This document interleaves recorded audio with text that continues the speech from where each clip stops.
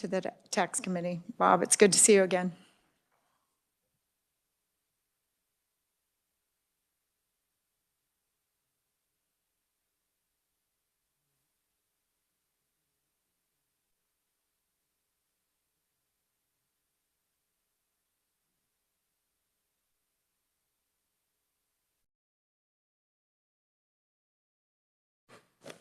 Rookie. I presented last week a few items about the appraisal process and some of the things the appraisers do and with processes they work through. I think we got through the classification, and so I'll talk a little bit about taxes and the appeals process here briefly. So I'm on page 3 of the document. It talks about the development of a mill levy, and there's 2 parts to the mill levy: the budget and the assessed value. And so there's 2 variables, and it's a simple calculation. If we take the assessed value, divide that into the budget, we will get a tax rate. So if we have a $50 million budget and we have a $400 million assessed value, that calculation would be, if divided, would be 1.25. And if we convert that into mills, multiply it by 1,000, we would get 125 mills. Okay, and then you can see the example there, $325,000 residential appraised value at 11.5% statutory assessment rate. The assessed value would be $37,375. If we multiply that by the mill levy, the tax bill generated without any, the raw tax bill would be $4,671.88. Okay. And then lastly, I would talk about the appeal process. Any taxpayer can appeal to the county appraiser within 30 days after the date of the mailing of the valuation notice. Valuation notices are sent statutorily by March 1. That's outlined in 79-1460. The county appraiser is required to arrange to hold an informal meeting if the taxpayer requests it. It says it's the duty of the county appraiser to initiate production of evidence to substantiate the valuation of such property, including a summary of the reasons the valuation of the property has increased over the previous year. I would like to make one note. A property value does not have to increase for it to be appealed. So it could stay the same, it could go down, but still be appealed by the taxpayer. The county appraiser should provide any assumptions used by the county appraiser should provide any assumptions used by themselves to determine the property value. A description of the individual property characteristics should be provided. And it says the taxpayer shall be provided with the opportunity to review the data sheets, which would include property record cards, which is an inventory of the property, any valuation reports that might be applicable to it, such as a sales comparison sheet or a cost report or anything like that. It says the county appraiser shall not increase the appraised valuation of the property as a result of the informal hearing. So the county appraiser can't go in there and find a data error and increase the value. For any reason, or for any property owner that misses this informal appeal deadline, they still have an opportunity to pay their taxes under protest in December or in May when the second half is due. So there's actually 3 opportunities for a taxpayer to appeal the property throughout the valuation cycle. And then, of course, you've got the the BOTA level as well. Beyond that. That's what I have for you today. I'll stand for questions. Great, Bob, thank you. So you did make a comment on the taxpayer has an opportunity to appeal 3 different times. However, if they appeal under one scenario, they are not allowed to appeal. So would you explain that to the committee so they understand? So they really don't have 3 different times. So the taxpayer has the ability, the right to appeal at the informal level. Or if they appeal at that informal level, they have to stay engaged with it. If they are not satisfied, they need to stay engaged with it and appeal on. But if they appeal at the informal level, they cannot pay under protest. Either have. And for terminology, the informal level is appealing with the appraiser in the beginning of the year and in the spring. In the spring. And then they cannot file under protest. We did have a bill that would have addressed that last year, but it was in legislation that got vetoed by the governor. So, committee, any questions? Senator Schallenberger. Thank you. I have a couple of questions. First of all, just to refresh my memory, if I have a 100-unit apartment building, that's residential? That's correct. Okay. And if I'm a commercial property owner and I have a building in Baxter Springs on the corner there, and I rent part of it out, and I think the appraisal's incorrect, I can get an appraisal based on the income approach. Is that right? From the county appraiser? County appraisal? Yes, if the data is available. Some of the smaller, Well, but I mean, my data would be available because I know what I rent it for. yeah, And so if I rent this building for X and it pencils, when you put the rates to it and all the factors to it, I can use that as a basis to have my to appeal my property tax. I would think so, yeah.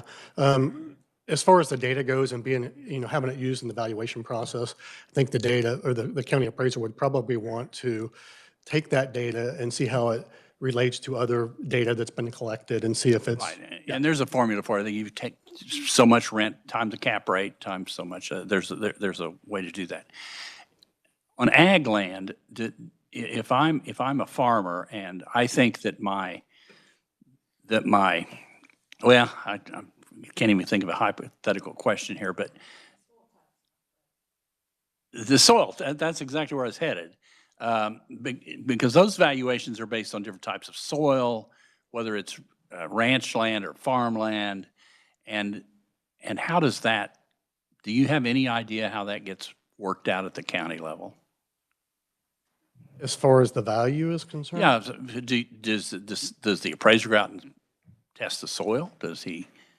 No, those soils are provided to us from, I think, the Farm Services Agency and maybe even in conjunction with Kansas State University, who does the study for us to help establish the cap rate and the values. Okay. And does the fair market value of ag land, the fair market value, does that appear anywhere on the tax statement? I don't believe so. It's totally disregarded. Fair market value is not involved at all in the valuation of. No, they produce a market estimate for agricultural land, but the use value estimate is what's used for generating the assessed value. Okay, thank you.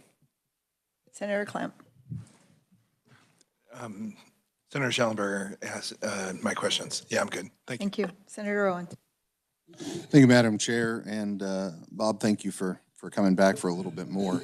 If you'll recall, when we parted last, I had mentioned PVD coming into my county and, in essence, threatening to take over our appraisal office if they were not raised. You had indicated that that does not happen, and so I would like a little bit more explanation over why that happens, when it happens, and whether the county has an appeal process as a whole to the demands of PVD.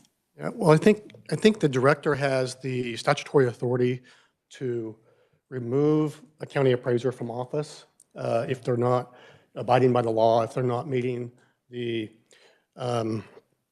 the performance standards. But I don't know, you know, I did some thinking about this, knowing this would probably come back up. I don't know of any instance in my tenure here at the department where the division has went in and ousted an appraiser. I do know that there's been appraisers that have come up under pressure for certain reasons, and they have been terminated at the local level by the local authorities, being the county commission. So, and that's happened several times. So, but I don't think, especially in Director Harper's tenure, I think in the last 11 years, there hasn't been anything like that initiated by the division. And I go back 30 plus years, so you know, my memory's not that good to go clear back that far. And sometimes, I know there was some after the reappraisal effort in the late 80s, I know there was some things happening in the early 90s, and there were some appraisers that may have been removed from office. I don't know the details of that, whether it was PVD or if it was initiated by the county. I really don't know. I may, Madam Chair? Senator Owens. The fact is, this was less than a year ago. This was reported in the paper and across the community quite widely, March 11th of 2024. For the PVD to come in and wave the big stick the way that they did, in my opinion, is completely unacceptable. I assure you the newspaper was not making it up when Mr. Dahlman said the state has various options in dealing with noncompliance, including taking over the appraiser's office. You may not have had to, but when you come in with a threat like that to a county that then forces increased appraisals upon county residents already, we have a real problem. That, in my opinion, is significant state overreach in this process. And so, again, I ask the question, when the state comes in and does this, which I'm going to clearly say I absolutely do not agree with, is there an appeal process from a county perspective to push back on those type of threats? I would think so. Yeah. Okay. Is that information? So I'm gathering you don't have that. Yeah. I'll You would defer like? to our legal counsel. Yes, no, that's absolutely. Welcome to the Tax Committee. Would you state your name and? Yes, thank you, Madam Chair. My name's Ted Smith, Chief Counsel with the Department of Revenue. I have the pleasure of working a lot with Mr. Kin on property valuation. So we have statutory duties twice a year regarding ratio studies where we compare the listed sale prices from the year before with the appraised prices in those counties. We compare that, and we statutorily have to communicate that to the county commissioners. That's followed up a month later where we have to do, again, statutorily, we follow up with, are they in substantial compliance? We communicate that to the county commissioners. Those are required by statute, and in those communications, more than likely, we say, under a statute, 79-1404, that, you know, there's some consequences for this variance from fair market value. And the whole idea here is we're trying to nudge the county and the county appraiser to get their valuations closer to fair market value. There are appeal rights in both those cases. So if a county appraiser or its county commissioners disagree with what PVD's done, they can protest that, take it straight to the Board of Tax Appeals, and the Board of Tax Appeals will basically evaluate that and see if PVD was correct in its assessment. And if we're not correct, Board of Tax Appeals will take away that authority from us.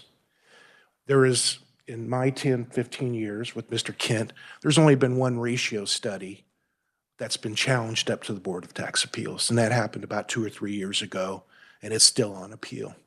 But even in that case, we didn't come in and take over in that office.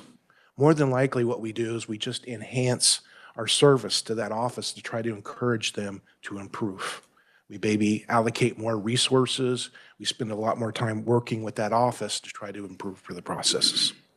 And usually it's because of staffing levels at a respective county that these problems arise. So, thank you. One last question. We really need to move on. We're going to run out of time, and you could definitely take this offline because it is a single issue for your I county. appreciate that. My final question simply is the county then made aware of their appeal right when you guys show up? They're made aware of the punishment, obviously. Are they also made clearly aware of their right to disagree with PVD and take it to BOTA? I believe so. What I will do is I will hunt down any correspondence with, is it Harvey County? Correct.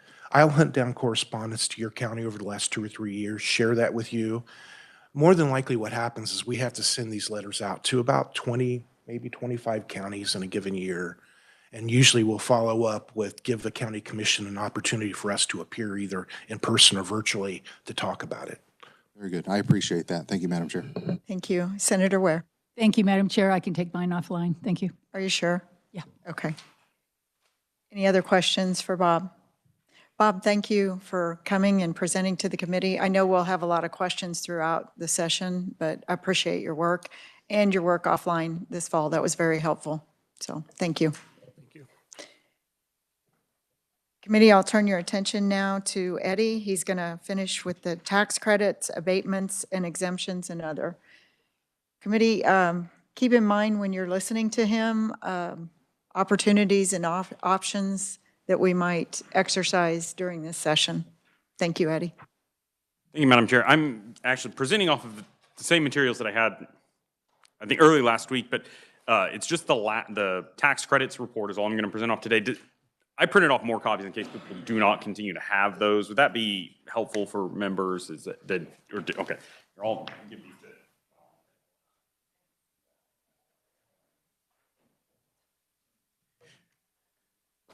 And before I get into any specifics with it, I'm actually going to flip over to the very last page of this 6-page document because I want to highlight kind of the color coding and what it means as you go through it. And I'll talk slowly since I know they're still being passed out. But on the back, it gets into, there are 2 color codes that are highlighted.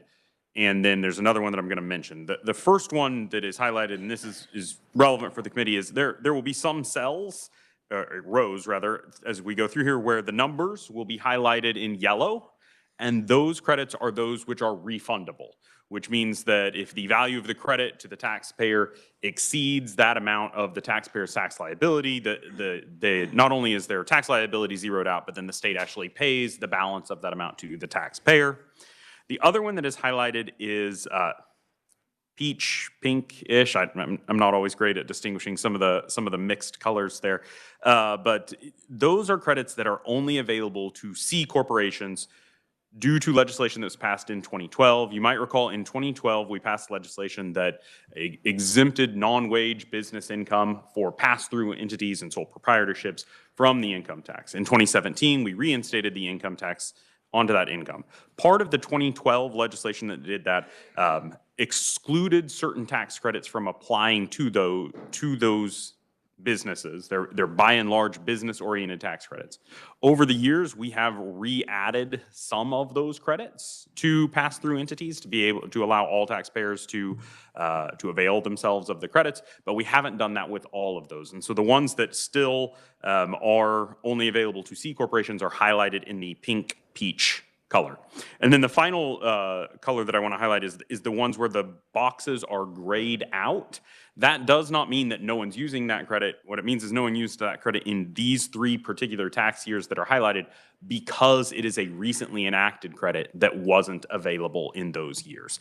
And so you will see some instances where we have 0, 0, 0 listed, and that's actually indicative of the tax credits not being used despite being statutorily available. But if the boxes are just grayed out, that's indicative that that the tax credit was not in fact available yet in those years. But to make this document useful in seeing the full scope of tax credits that are available, it still continue to be listed despite the fact that kind of the output data of the table doesn't include anything for those credits. And so then with that in mind, I'll kind of flip back over to the first page, and I'm not going to go through each credit individually and try to talk to the specifics of it. That would take a lot of time, and frankly, I would need to, in many cases, be reading from the statute in order to provide that information. But I will just to kind of highlight a few of these as we go through and highlight a couple of key items. You can see on this first page, there's already 4 of them that were not available in any of these relevant tax years. Some of those will start to show up when an updated version of this is available, and that should be soon. From the Department of Revenue, they are trying to finalize the tax year 2022 data.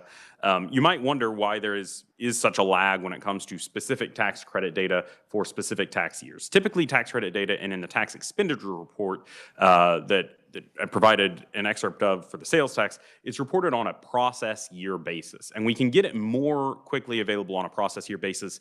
By process year, that literally just means when the Department of Revenue did the processing of those returns.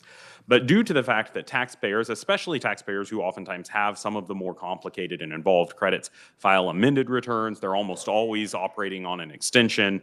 Due to that reality, plus the reality of some of these credits, especially for pass-through entities, might have their individual members' returns that kind of have to be reconciled to the credits. Due to kind of all of that reality in terms of getting the true tax year for which the credit is available, there is just a reality that there's a bit of a lag, and we do expect tax year 2022 to be available very soon.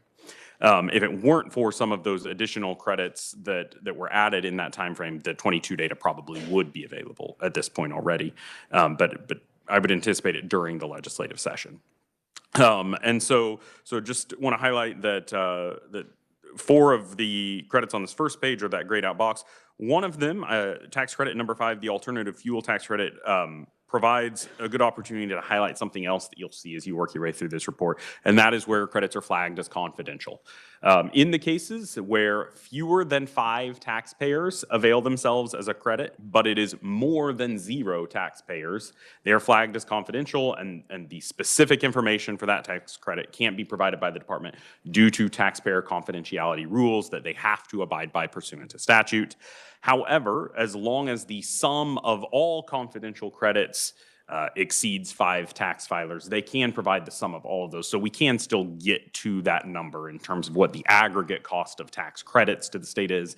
It's just that when the number of filers availing themselves of any individual credit is less than 5, they have to be lumped in with something else.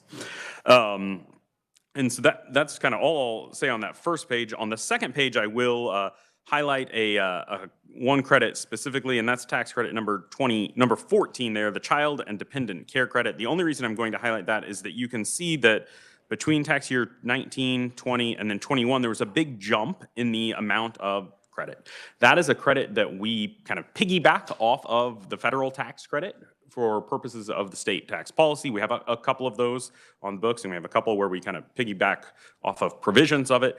And in some of the COVID-19 response legislation at the federal level, it included expansions of certain tax credits. And one of those was an expansion of the child and dependent care credit. And so we saw a big jump in that in tax year 2021. That's also a credit that we saw that last year's special session tax bill included an increase in. And so while the 2021 number is not likely to be the number going forward into future years, that credit is likely to have a cost to the state greater than the $6.1 or $6.7 million that was at play in tax years 2019 and 2020. And this one provides the first opportunity to flag some of these credits that are refundable in nature. You can see one of them is confidential. That's the child daycare assistance credit that is for businesses, not for individuals. And that's one that actually since 21, the state did modify that credit as well. But you can also see the community service contributions credit. And in these cases of refundable credits, the department kind of splits out the impact of that. That credit is one that, is kind of right around there in the average of about $3 million range. And you can see the fraction of that is applied against liability versus refunded. Pivoting over to the third page on this, I'll highlight a couple of credits on this specific page. The first of those being tax credit number 21 as it's listed here. And I probably should clarify, the numbering is just for readability's sake, that we don't actually number our tax credits. This is sorted by alphabetical order, and then the numbering is just so that I can tell you, look at line 21. But the earned income tax credit is one of the state's largest tax credits in terms of the state tax expenditures it relates to that. It's also one of our largest credits in terms of the number of taxpayers that are claiming it. This is another where we piggyback off of the federal law as it relates to this credit. And so this is another one where the federal government, in response to the COVID-19 pandemic, increased some of the provisions relating to the earned income tax credit in certain years. It also allowed taxpayers to use kind of other years' earned income if the pandemic circumstances kind of threw off what their earned income was in a specific year. And so that's one where we saw an increase there. You can also see that this is one where we do refund a lot of the credit, since this is by and large a credit that is oriented towards low-income taxpayers. Of course, oftentimes those taxpayers have a very small state tax liability, so their credit frequently exceeds that amount. And you can see that, for instance, in tax year 21, of the $83.4 million of actual credit allowed, 33.5 million of that went against tax liability, and 49.9 million of that was refunded to the taxpayers. Now, this is one where the refund to the taxpayers is important for me to mention in regard to another state policy area, and that is the state's TANF maintenance of effort requirements. The Federal Temporary Assistance for Needy Families program requires the state, as a part of its as a part of the state's continued receipt of federal funds, to expend certain state funds on programs that are similarly oriented as the Federal Temporary Assistance for Needy Families program. One of the ways that the federal law allows that to be captured is through cash assistance to families, which can include refundable tax credits. And so the refundable portion of the earned income tax credit that goes to taxpayers with minor children who are eligible for TANF programs otherwise is actually part of what the state uses to satisfy the maintenance of effort requirements as it relates to the state's federal TANF program. And if we weren't doing that, we would either have to forfeit those federal dollars or spend state monies on some other sort of program. And so that's just an important thing to note as it relates to the refundability of the earned income tax credit. But the other thing I would mention there is that in terms of our our calculation of that credit, we use 17% of the federal tax level.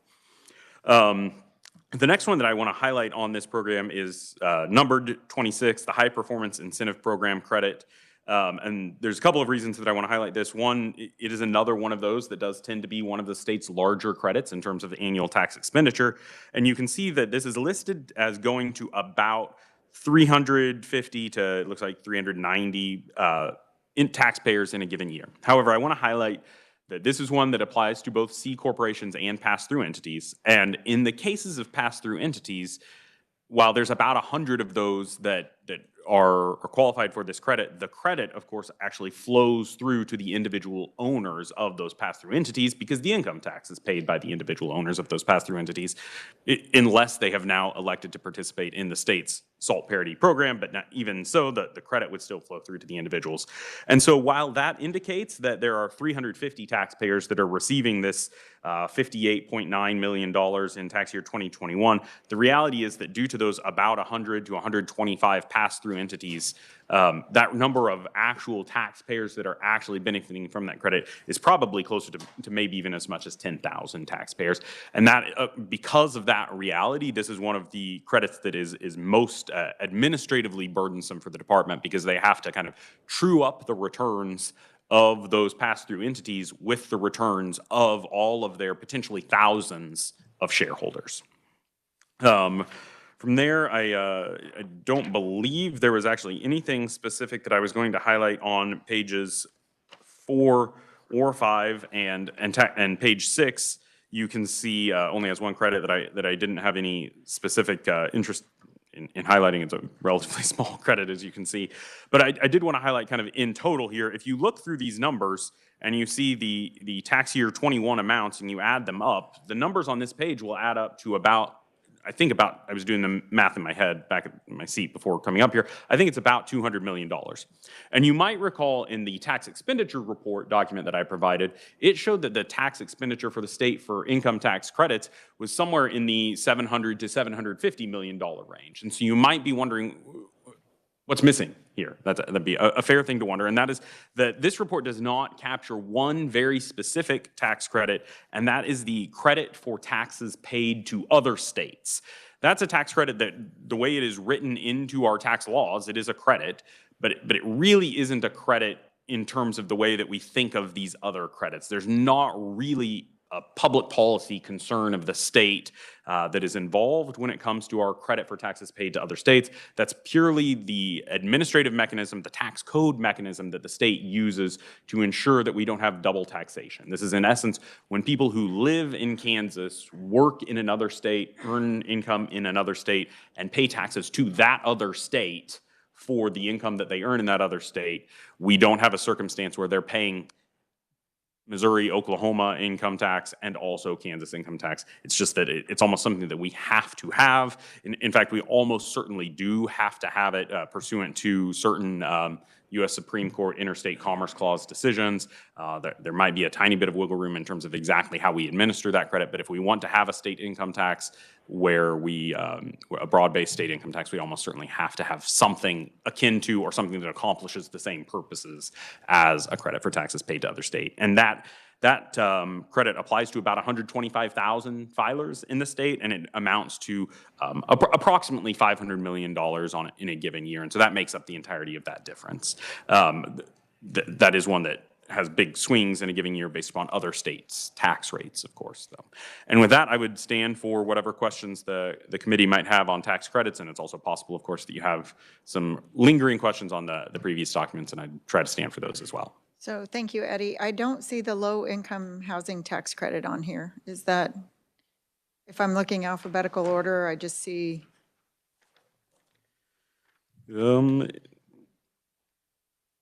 It's listed as affordable housing tax credit. So it is number 3 on the first page. It, of course, wasn't available in tax years 19, 20, or 21. It also wasn't available in 22.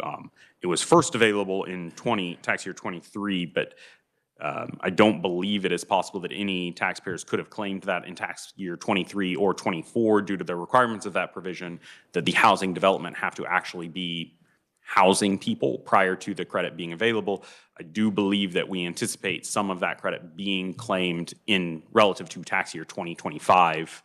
So when the first time that you would actually see meaningful data on that program in this report is actually probably not until about 3 years from now. so interestingly, we may need to ask for a different report as to what tax credits have been issued, not claimed, because I think that would be the discrepancy on the HPIP bill also, or the HPIP, according to what we heard from legislative post-audit yesterday. Yeah, this is the actual amount that the state has truly foregone in revenue through tax year 2021. But there is, of course, a different number that might be described as the state's potential exposure to tax credits. So I will ask for that request on the exposure for the tax credits, where we're at. Now some credits, that's something that we would be able to provide on specific ones, but that's probably not something that is just universally available just due to that kind of the nature of a number of these credits. I understand it will take a little bit to get that, but I'm going to also add to the report, if you would add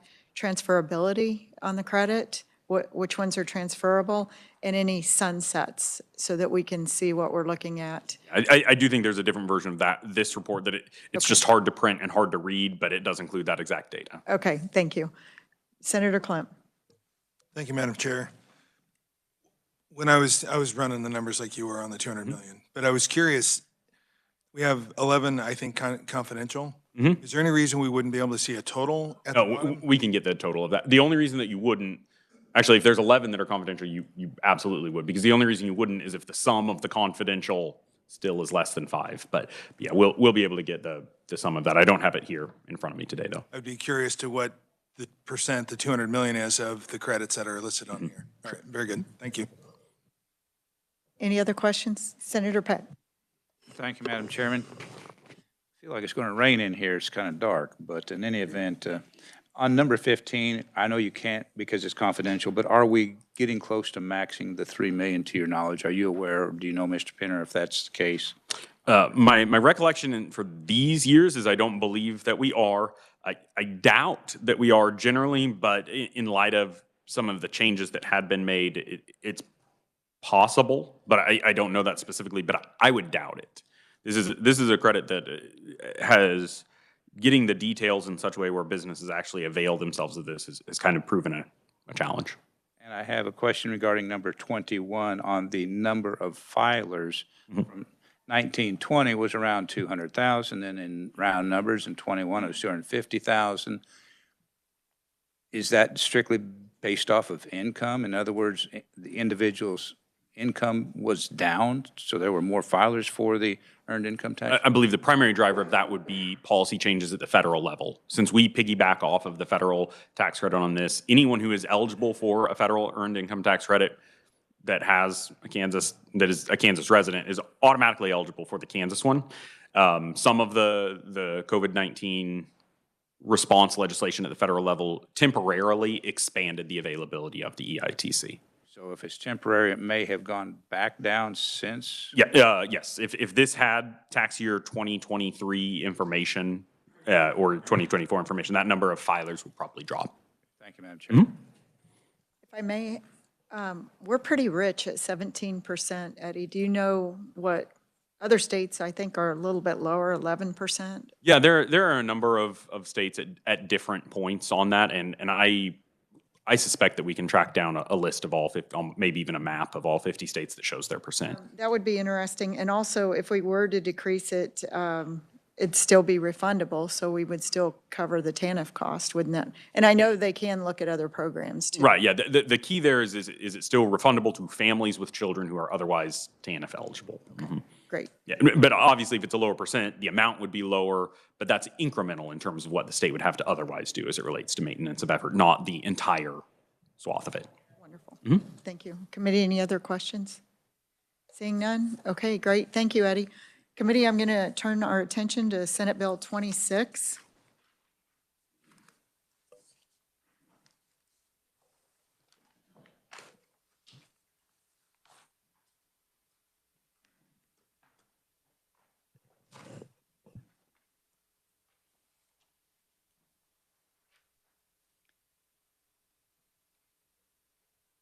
Maybe, do you mind giving us an overview? Thank you.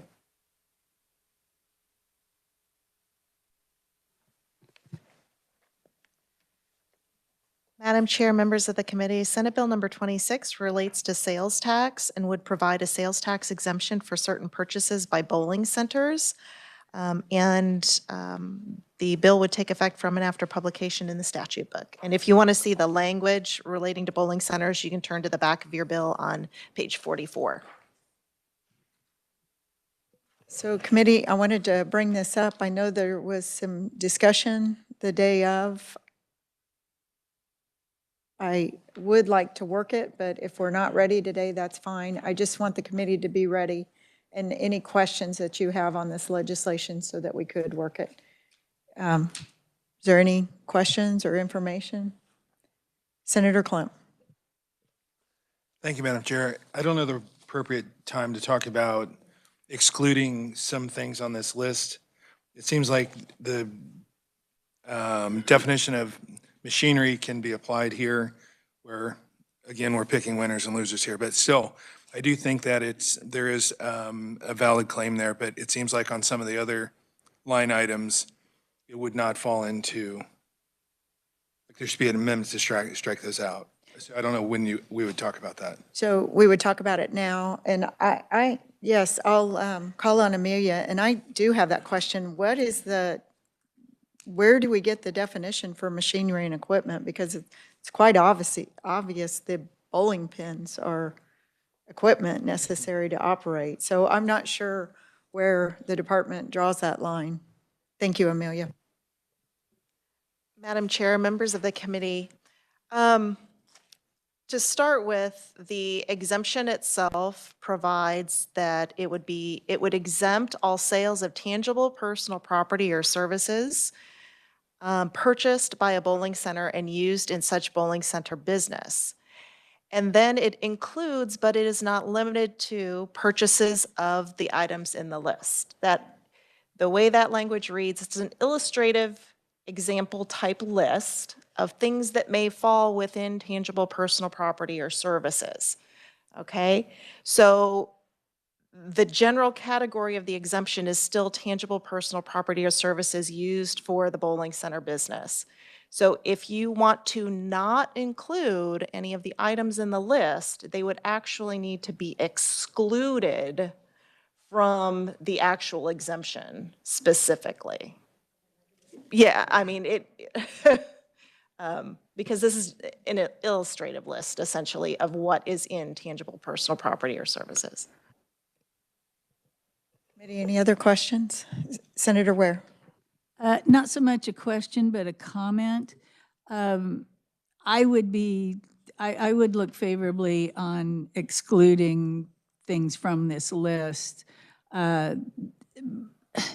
Frankly, I don't quite understand why we've decided that on bowling alleys in particular, there are a whole lot of industries in Kansas that are going to come lining up. We're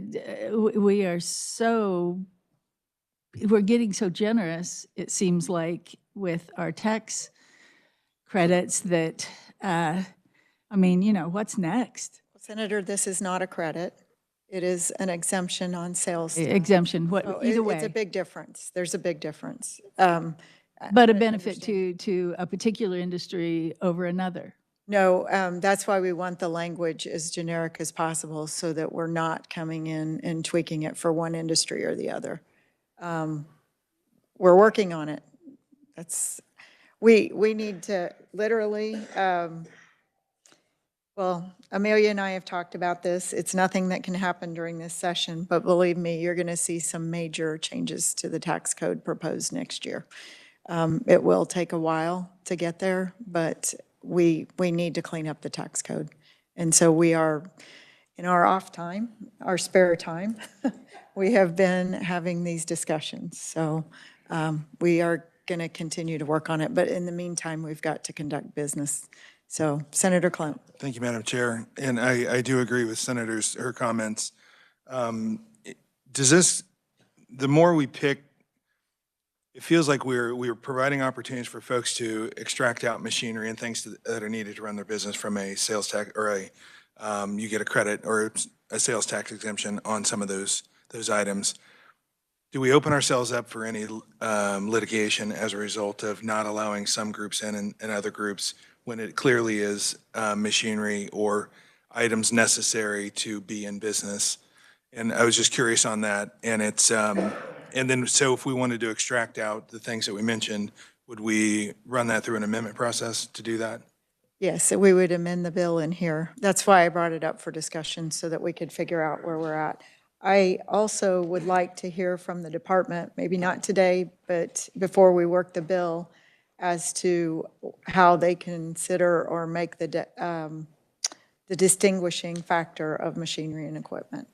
Because I think we're all in agreement. Why are the bowling people asking us to exclude their pens and their equipment for a bowling alley? So thank you. Senator Schallenberger. Along those lines, thank you, Madam Chairman. Along those lines, there is a sales tax exemption for machinery and equipment used in manufacturing. And so maybe the difference is this isn't manufacturing, but is my soft serve machine at the Dairy Queen manufacturing ice cream, or is it? I just don't know who's paying and who isn't paying machinery and equipment tax. I'm not a big fan of doing anything with this, but I understand if I don't own a bowling alley. If I did, I'd be a lot more in favor of it. But I'd like to understand. I think it's the same question you just asked. Is who's deciding which machinery and equipment is exempt? We'll invite Revenue back to answer that question at a later date and that before we do anything. And committee, so I will turn your attention to Senate Bill 25. And that's why we're not working these today, so that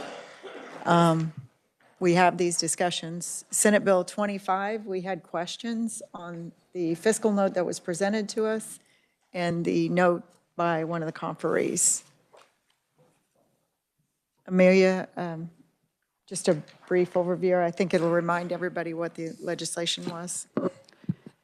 Yes, Madam Chair, this was Senate Bill number 25 related to taxation and property and casualty insurance, and the bill would enact the Insurance Savings Account Act, which would allow individuals and corporations to establish insurance savings accounts, and it would provide accompanying addition and subtraction modifications under the Kansas Income Tax Act. Committee, I know there were questions during the hearing on the two different fiscal notes. We haven't heard from either party, have we? Nothing? I don't either. Okay. They're still talking? Okay. So committee, they are still talking. If any of you are in contact with them, tell them we're waiting their information and the discrepancy on the fiscal note. So we won't move on this one either until we have information on the fiscal note. Committee, is there any other business to be brought before? Seeing none, we're adjourned. Thank you.